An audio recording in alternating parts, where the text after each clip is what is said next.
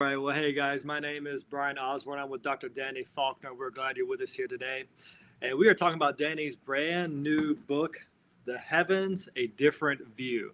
And I'm excited to talk about this for so many different reasons. It's a gorgeous book, by the way. It really is just so well done. And you'll love just looking at it, much less reading the content. So we'll get to that here in a minute. But first, just want to kind of mention me and Danny have a little bit of history. We are South African buddies. We toured through South Africa doing a speaking tour. When was that now? A couple of years ago? I think it's 3 years ago this spring. 3 years ago. That's right. Yeah. 2000. Man, time flies. We had such a good time with that. So much just fun hanging out and getting to know each other, I think, a bit better and seeing different things. Learning that Danny definitely doesn't like the door open and the air conditioner on at the same time. So be sure you understand that. And then just having a great time speaking and Danny being a goofball. I love it. Having so much fun. Dr. Faulkner is both smart and fun, which is a wonderful combination. And we had a great time. I know I did. I don't know about you, Danny, but I had fun. Great time. Yeah. And so speaking of seminary there, and just so many wonderful opportunities and went on safari together, got to see some very unique things. Danny went to sleep with lions, as you can tell from the picture here. Actually, we got a video of that. I don't know if you know that, Danny, but we got a video of when you decided to take a nap with the lion cub. And I think we've got that maybe queued up. Let's see here. I'm here videoing. If somebody was petting me all the time, I'd probably fall asleep too. Oh, Papa, you sleeping with the lion? Oh.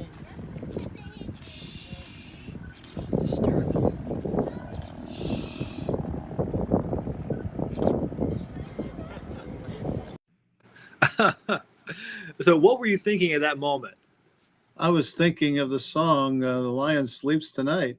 I think I was humming it or something. I can't remember. Oh man, that was so That was a fun. great time playing with it. There was 3 cubs. 2 of them were kind of sleeping. One was definitely sleeping, but one was active. He was up around all over the place. He was a hoot. Got some good photos of him playing. And to say, I mean, as we did that, I couldn't help but think about the new heavens and new earth and, perfect creation pre-fall, then post-fall when Christ returns, getting excited about that. But that was awesome with so many different levels and many good believers in South Africa. A great time connecting with them. But speaking of believers, there are people popping on here on the channel, people from everywhere, people from Michigan, New York, the many different places. You guys are awesome. We're glad you're here. And just wanted to kind of get the ball rolling with some of those memories, but also bring it back to the book. You have some pictures from that trip in the book. But before we get to that, maybe just tell everybody, what's the story behind the book, and we'll get to the purpose of the book as well. Well, I've been an astronomer for a very long time, but I never really got into astrophotography.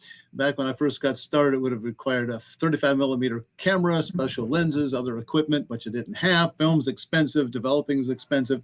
So I just never got into it. Until about 6 years ago, I got a digital SLR camera, and I thought, well, I can start using this. So I got a camera adapter for one of our telescopes we have here at the observatory at the Creation Museum. And I started taking pictures through the telescope, and I had to learn what I was doing. It's pretty quick learning, but I'm still learning a lot. And then I started taking wide angle pictures just with my camera in dark locations. I did one of those pictures I did in South Africa there in Kruger National Park at night. I included in the book as well. And my intention at first was to get some images that we could use to illustrate some of my articles that I've written, some of the books. A lot of the really good images you want out there, you might have to deal with copyright issues, permission to use, and all those kind of things. So wouldn't it be great if we have a creation-based astronomy library? That was my original intent. Along the way, I found a couple of other men, Glenn Fountain in Georgia and Jim Bonser in Iowa, who are amateur astronomers, better astrophotographers than I am, believe it or not. They really are good. Some beautiful pictures in the book. Yeah, they're very supportive of the ministry, and they've been here many times. And I found out they had some pictures. I said, can you share them with me? Do you mind if I use them? They said, absolutely. Cool. So after I started doing that, I realized, there's a possibility of a coffee table book here. And I remember Tom Vail, founder of, Tom Vail, don't you? You've met him. He founded Canyon Ministries back in the 90s to have a Christian experience on the Colorado River doing a raft trip for a few days or a week even. And we've partnered with him now for more than 2 decades, providing some of the staff to do this. And though Tom is retired from doing that, he still very actively involved. And about 15, 16, 17 years ago, he wrote a book called Grand Canyon, A Different View. Evolutionists use Grand Canyon of geology to explain, millions of years. And well, we have a different view. And he had these beautiful pictures in there that he and a few other people had taken, plus some essays written by different people. About 5 years ago, our colleague here, Georgia Purdom, biologist, she went to the Galapagos Island for a week. And she wrote a book in the same series, Galapagos, A Different View. And, and that one, Galapagos Islands is supposed to be about biological evolution. Well, I got to think of, why not do the heavens a different view? And so I began putting it together, collecting the images I wanted. I wrote the essays in this one. And I want to point out the essays are not really long, but if you want to treat this like most people treat National Geographic and just look at the pictures, that's okay. You have my permission. But I do have essays that I wrote in there, bringing it back to the Bible and to creation. I'll tell you a quick shout out before we move on. You mentioned Canyon Ministries, and you do a trip. I do a trip as well, different trips, but you do a trip every year with them, correct? Mm-hmm. Yes. And so if people, I'm telling you, they call that the rock star trip, because if you go on that trip down the river, you're learning about the rocks from a biblical worldview, but also Danny's doing just so many wonderful looks at the heavens through, you bring telescopes, right? I bring one telescope and some binoculars. I got a laser I can use to point things out because the skies are really dark there. The rocks tend to get in the way for some reason, but we have some good campsites we go to. But, we build that one a little differently from the others. There's one of the pictures. We call it geology by day, astronomy by night, and I kind of subtitle that "If I Can Keep People Awake," because it is a problem. They're busy all day. If you can go back to that, Brandon, that earlier photograph, I took that one. I think 2 summers ago, with 2020, I believe. You can see the Milky Way there, and you can see Jupiter, that bright star to the left of the Milky Way, and to the left of that is Saturn, just barely above. I picked that one out because Saturn just barely gets above the rocks there, and that light you see on the canyon wall there, that is the direct illumination by the waning gibbous moon. It rose while I was doing this. I made a time lapse out of it, and that moonlight creeps down the wall of the canyon. So it's really cool.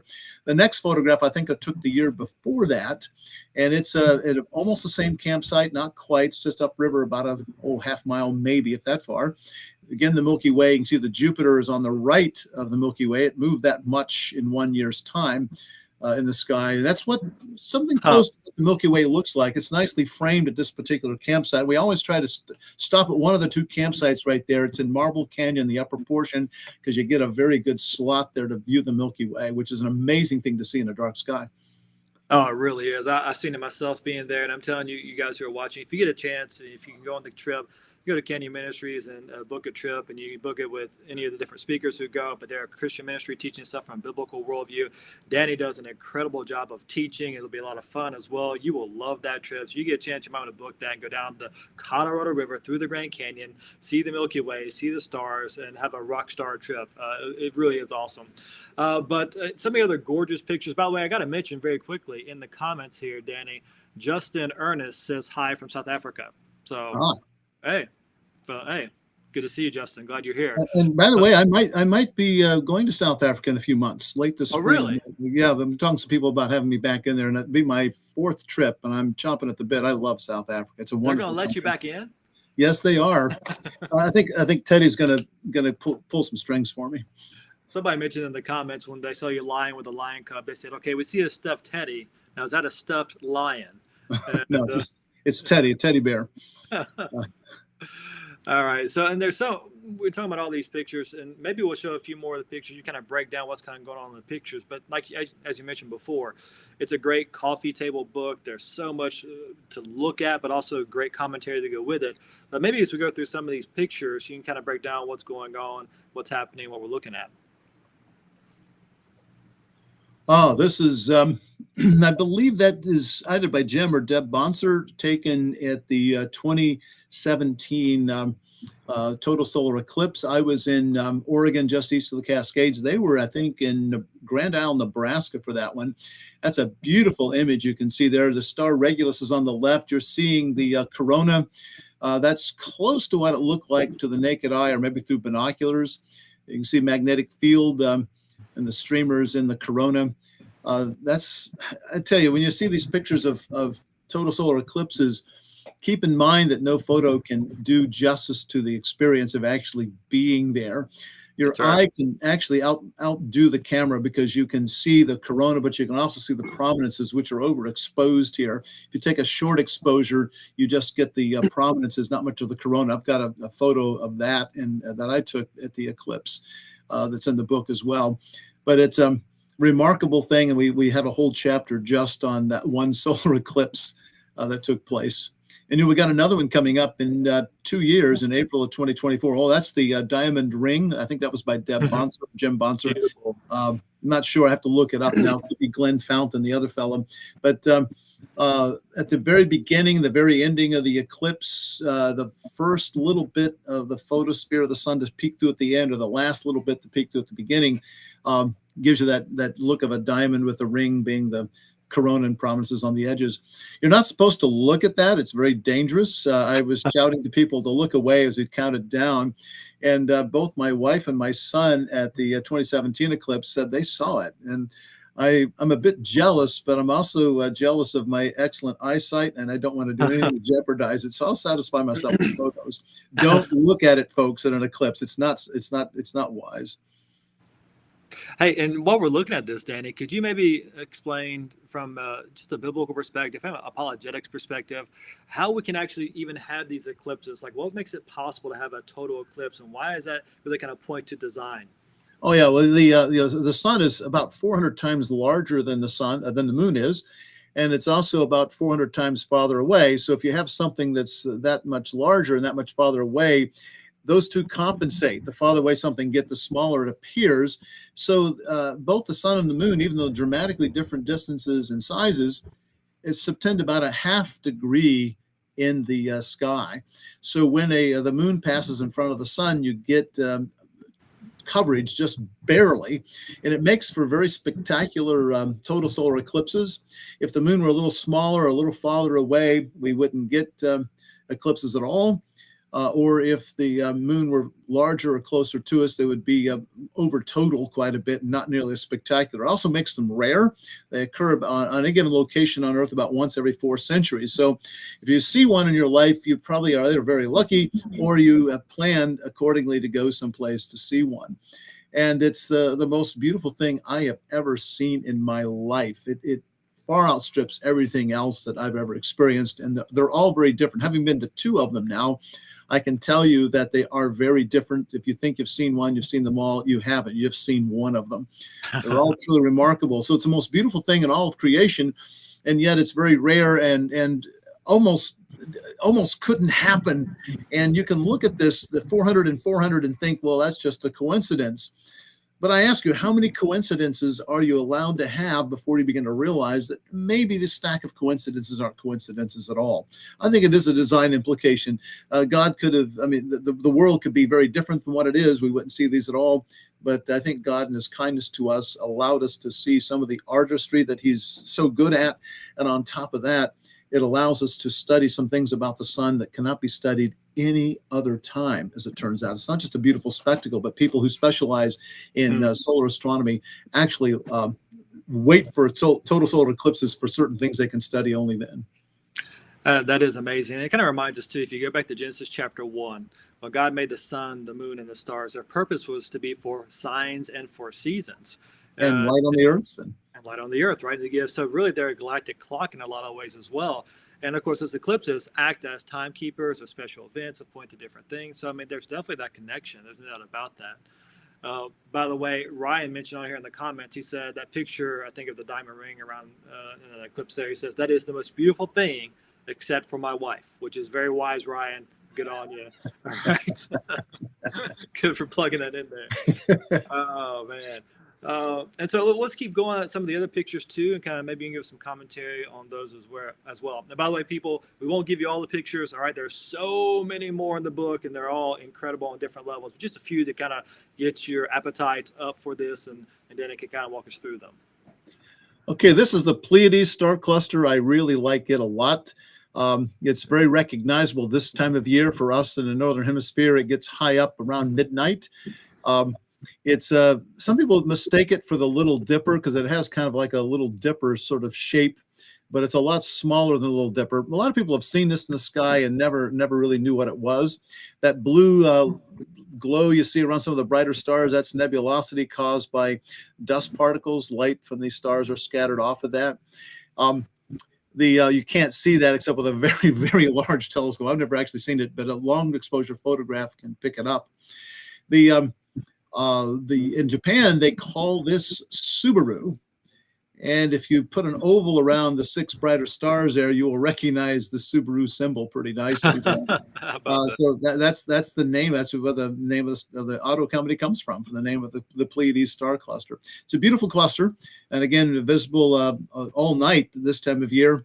And it's mentioned 3 times in Scripture, twice in Job, once in the book of Amos, and both times, all 3 times, it's mentioned in conjunction with Orion, which is one of my 2 favorite constellations because they're close together in the sky. And each case they're talking about God who had made all of these. You look up in the sky, you see Orion, you see the Pleiades, you realize that God made these things, and we're nothing compared to the majesty and power that God has, because we can't make anything like that. I love it in verse 16 of Genesis chapter 1, where it's talking about God made the sun and the moon and the stars. And at the end of verse 16, it says, and he made the stars also. Yeah. And we're talking about trillions upon trillions upon trillions of stars that he made by the power of his word. And he made them also. Like, it's nothing for God. Just a mic drop from him about showing his power, even by his spoken word. Yep, that's and to me it's a little frustrating because I understand the Hebrew it's even more sparse than what it says in the English. It simply says the stars also. We have to fill in the subject and the verb of the sentence, but it's understood. So it's almost like, oh yeah, Danny's going to wonder about that, so I better let him know here. So he puts it in there. But yeah, I specialize in stars. I'm a stellar astronomer, you see. And so I really like stars a lot. Well, let's keep going. I think we have a couple other pictures too, if I remember correctly. There we go. Yep. Yeah, this is the Andromeda Galaxy. This is one of those things we like to look at for here in Northern Hemisphere autumn skies. You can see it with your naked eye in a dark location. It looks like a little fuzzy star. If you put binoculars or telescope on it, you'll see more. But when you do look at it with a telescope, and even with the naked eye, all you're seeing is the very center of that thing, that nucleus. It extends several degrees across the sky, and to get a photograph like this, you got to take a pretty long exposure in a telescope to do that. And you can see it's got a couple of satellite galaxies to the lower right of the center. There's M32, and to the left there's NGC. I can't remember the name of that one, but it's this is the closest galaxy. Andromeda is closest galaxy of any size to our own. The galaxy is probably a little over 100,000 light years across. Our own galaxy is 2. This galaxy is a couple of million light years away from us. Again, the closest galaxy of any size. There's some smaller galaxies close to us, like Andromeda has those 2 little satellite galaxies. The old Milky Way galaxy has a couple of satellite galaxies as well. And when we do our stargazer nights here in the autumn, I usually put one of the telescopes on that, and then I can adjust the telescope so you can see the center of the Andromeda Galaxy. Remember that little satellite galaxy to the lower right? You can see it too if I orient it just right for you. They look like little smudges. They don't look like much through the telescope. Our eyes can collect light for about 1/10 of a second.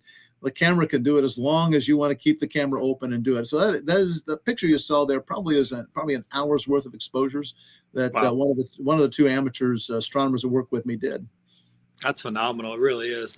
And then while we're thinking about the galaxies, maybe you could just kind of throw in some points real quick about how the features of galaxies really point to a young Earth, or great confirmation of that biblical understanding of the age of the Earth and the universe. Well, one thing about it's a spiral galaxy. You saw that kind of a swirly pattern in the middle, and those are spiral arms. They don't show up so well as they do in some other galaxies, and that's been a discussion for better part of a century, what spiral arms are and how do they persist, because these things in the galaxies are orbiting around under gravitational attraction, presumably.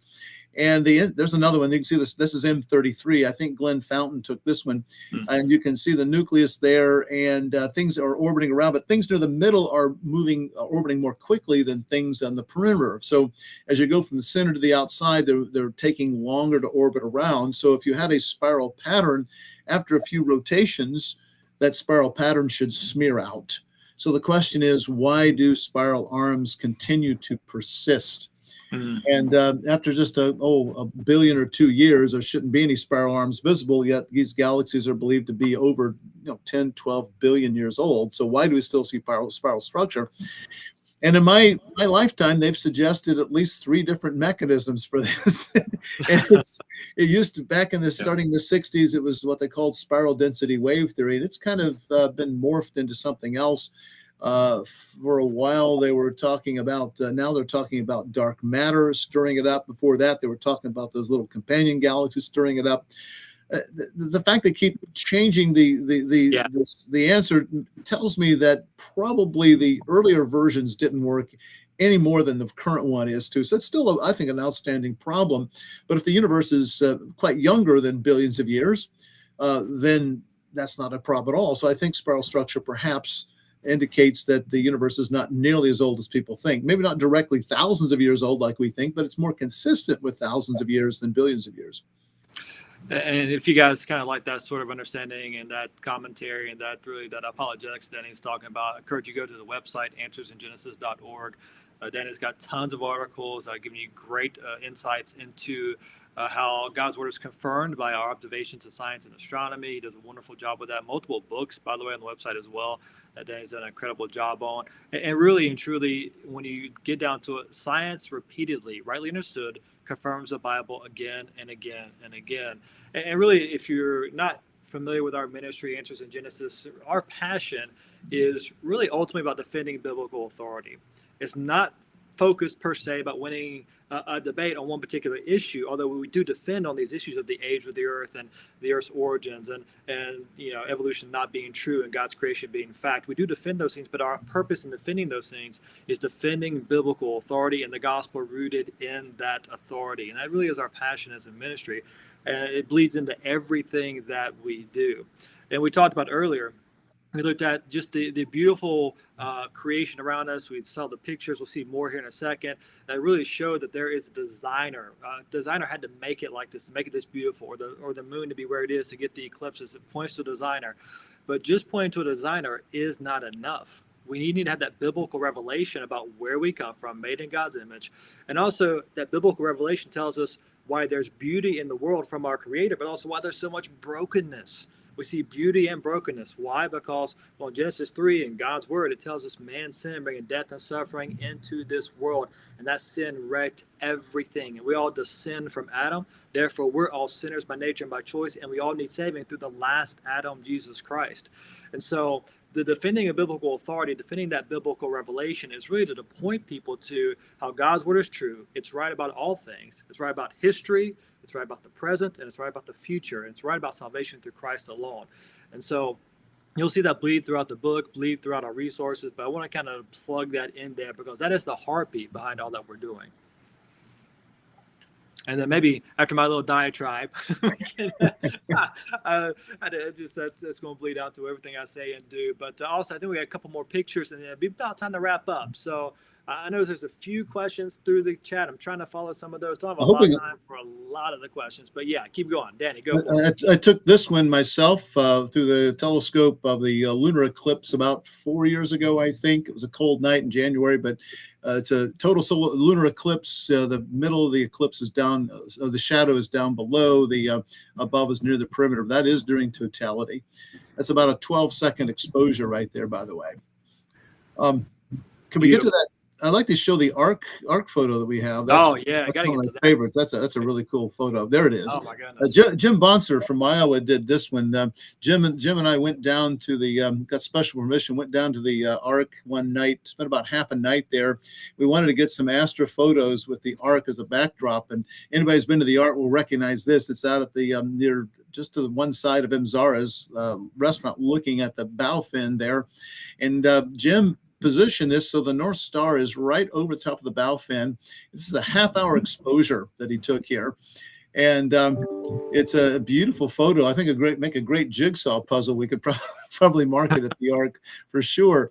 But the stars will make a complete revolution like that around the sky every sidereal day, which is 4 minutes shorter than the solar day. Of course, throughout the night you can't get but a part of that because it's going to be daytime for part of it. But that's just really, really an impressive image that he did there, and I think it's one of the sharpest ones in the whole book. One of my favorites. It is absolutely awesome. I mean, we need to emphasize that's real. That's a real picture. Yeah, it is. It's not been. It was put together by a bunch of exposures that he took the technique, but it's not been altered in any way to fake anything. That really is a real image. I mentioned Jim. I want to share with you when he got his first copy of this book a few weeks ago. He emailed me. He was very excited.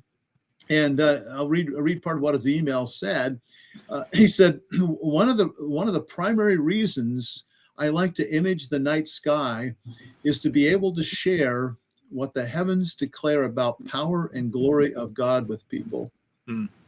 This book will reach far more people than I ever could on my own.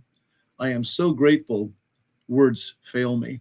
That's awesome. And that's not just Jim's spirit and attitude about this. This is mine, and also Glenn, the other major photographer who contributed to this. We want people just not to see the pretty pictures, but we want them to be drawn to the creator behind those pictures and the fact that he cares for us and has provided a way for salvation for us. That's what it's all about, folks. That's not just pretty pictures. That's nice. That's wonderful, but we need to go beyond that. And that's our sincere desire at Answers in Genesis, and also for putting this book together. I absolutely love it. What a great note to end on. For people wanting to get the book, Danny, where should they go to be getting the book? Well, we sell it here there you at go, the Creation Museum. On our website, answersingenesis.org. Look at the store. Just type in Heaven's a Different View. It'll come up pretty quickly. Yep. And if they can catch me here sometime on the road or at the museum, I'd be happy to sign them for them. It's always a delight to do that for people. Well, that's one. Well, Danny does a lot of shows for the ministry, the planetarium show, or not the planetarium, but the night skies, going out to doing the viewing things through a telescope. You have different programs throughout the year. He does speaking at times at the Ark Encounter and the Creation Museum. Does a lot of stuff for the ministry. We love him here. We do live shows too in the planetarium. I do those. That's right. Yep, yeah. That's right. Do plan. Okay, very good. And so you can definitely check online about when he's doing a particular show, maybe plan your trip to come to the Creation Museum or the Ark Encounter when he's doing a show, kind of make that part of what you're doing. There's so much to do while you're here. Someone mentioned earlier, there's a comment about where do you find more information about the rafting trip.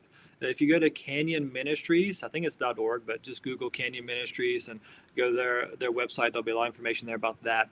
But go to answersingenesis.org for The Heavens Declare, or The Heavens a Different View, which is Danny's new book. You'll find it there. You can find it other places as well. Plan your trip to come to the museum, get Danny to sign it, and it'll be just a great thing to have around the house. Great coffee table book, but also, as Danny so well said, the purpose is to declare the glory of God, His power, His truth, pointing to His great salvation provided through Jesus Christ, His Son. And we are so glad you joined us here today. I hope you guys have a wonderful day.